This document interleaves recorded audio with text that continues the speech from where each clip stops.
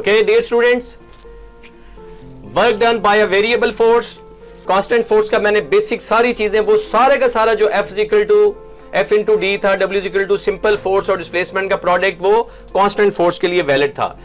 When मैंने बताया था या फोर्स वेरिएबल होगी, चेंज हो रही होगी, या डिस्प्लेसमेंट चेंज होगा, तो वो एक फॉर्म वेरिएबल फॉर्म हो जाएगी। कांस्टेंट में डिस्प्लेसमेंट भी और फोर्स भी दोनों कांस्टेंट हैं, इसलिए वो simple formula W equal to F D apply होगा in the form of component simple, अगर फोर्स कांस्टेंट है। In case of this, suppose करें let's a body move from A towards B point की तरफ जा रही है, ठीक है, इसको जरा अंडरस्टैंड कीजिएगा।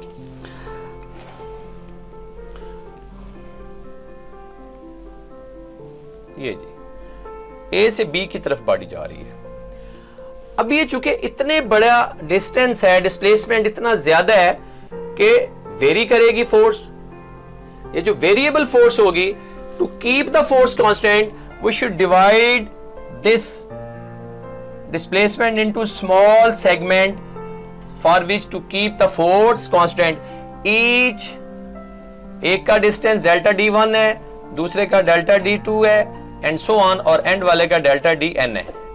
जब हम बात करते हैं फर्स्ट वाले की, फर्स्ट वाले पे फोर्स लगेगी F1, ठीक है, और सेकंड वाले पे क्या फोर्स लगेगी F2 एंड सो ऑन, ये Fn। एक सिंपल रिलेशन है कि जब हम देखिए वेरिएबल फोर्स के लिए वर्क का कोई फार्मूला अभी तक ड्राइव नहीं हुआ माय डियर स्टूडेंट्स, ये बात ज़हन में रख लीजिएगा। Work is always measured by a constant force है, लेकिन how to keep the force constant. अभी हम वेरिएबल फोर्स से कांस्टेंट फोर्स पे हमने क्या किया, ए से बी की तरफ, बॉडी की तरफ। अच्छा, ये दो वेज हैं, एक इंटरनल वे है, एक ग्राफिकल वे है। मैं आपको इंटरनल वे पहले समझाता हूं, ग्राफिकल वे सिंपल उसका कंसेप्ट दूंगा मैं, उस पर आपने वरी नहीं करना। तो सिंपल जब आप इंटरनल मेथड की तरफ जा रहे हैं, ठीक है, इंटरनल मेथड की तरफ जा रहे हैं हम, ये सिंपल बॉडी एक मूव कर रही है फ्रॉम ए टुवर्ड्स बी है, to keep the force constant, variable force थी, लेकिन हमने उसको कांस्टेंट बनाया है। कैसे? डिवाइड ए टू बी की तरफ जा रही है, स्मॉल सेगमेंट में डिवाइड कर दी है। तो माय डियर स्टूडेंट्स, जैसा कि आप सबको, मेरे फेलोज को पता है कि जब हम बात करते हैं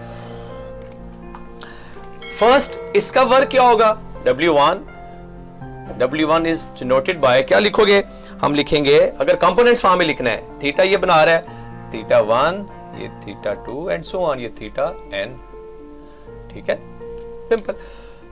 क्या F1 components of force and displacement delta D1, इसको हम नॉर्मली प्रोडक्ट का साइन ना भी लगाया, आपको पता है F1 cos थीटा 1 और डेल्टा D1, ये work for first segments delta D इस डिस्प्लेसमेंट के ऊपर। Similarly work done for second segment F2 cos theta 2 delta D2 and so on. ये जी n वर्क क्या होगा, Fn cos theta n delta Dn। मैंने दोबारा बताया कि ये क्यों जरूरत पड़ी है, चूंकि फार्मूला कांस्टेंट का ही है, लेकिन हमने ए से बी तक चूंकि डिस्प्लेसमेंट ज्यादा, दोनों में से एक चीज जब वेरी करनी है तो वेरिएबल फोर्स, वो वेरिएबल वर्क जो है ना वो नहीं हो सकता।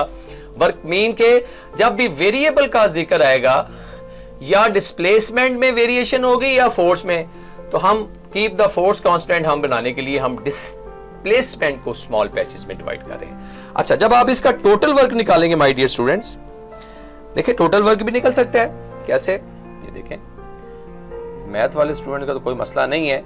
इसको हम नॉर्मली सिग्मा से, सिग्मा क्या होता है जी, सम अप, ये सिग्मा आ गया, आई जनरल फॉर्म आ गई, I1 to n।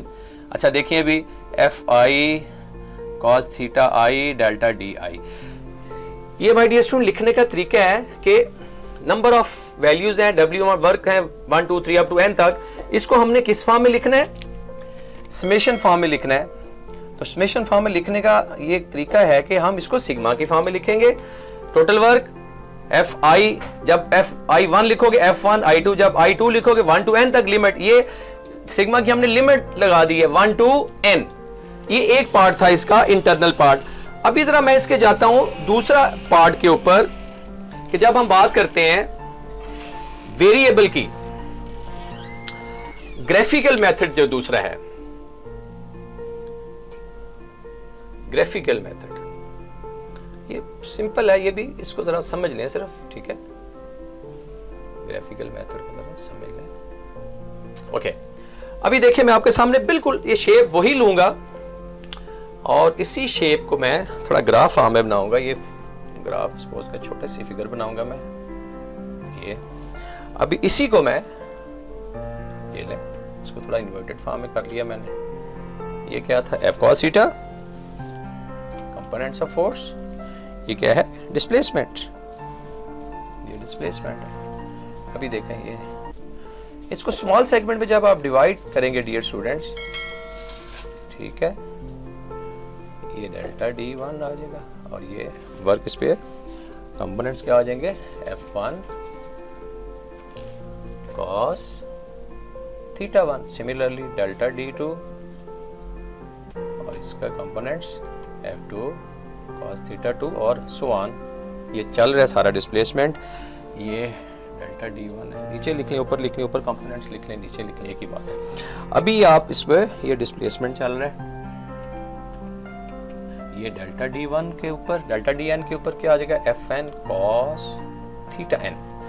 अभी देखिए डियर स्टूडेंट्स, यहाँ पे कुछ पॉइंट ऐसे हैं जहां पे डिस्प्लेसमेंट कम ज्यादा हो रहा है, ठीक है, तो इसको आप स्मॉल पैचेस को और शॉर्ट कर लें, और शॉर्ट कर लें, और शॉर्ट कर लें, इतना शॉर्ट करें कि डिस्प्लेसमेंट कांस्टेंट हो जाए, क्योंकि ये जो वेरिएशन हो रही थी दरमियान में उसको रिमूव करने के लिए।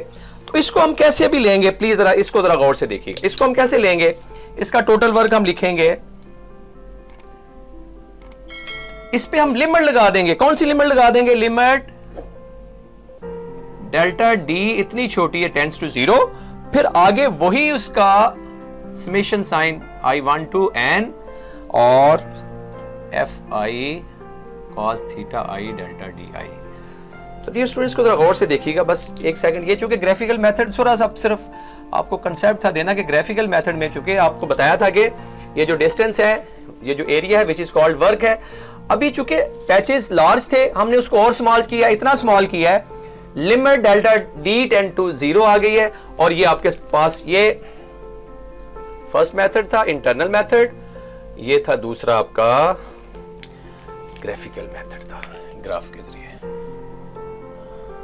इसको नॉर्मली आप फिर आखिर में थोड़ा सा मैं अगर समराइज करूं तो आप इसको नॉर्मली ऐसे हम कह देते हैं, ये समझिए कि ये क्या है, वर्क है बेसिकली, ये डिस्प्लेसमेंट है, ये F cos थीटा इसके कंपोनेंट्स हैं। तो दोबारा से इसको मैं थोड़ा सा समराइज करता हूं, बहुत मुश्किल नहीं है, इंग्लिश में मैंने लिखी, let us consider body move from A towards B, small a towards B, displacement is not constant, so keep the displacement constant. उसके लिए हमने क्या किया है, we should divide the A to B in a small segment. जैसे rocket is moving away from the earth, work done against the force of gravity which varies inversely proportional to square of distance, इसको हम inverse square law भी कहते हैं, ठीक है ना।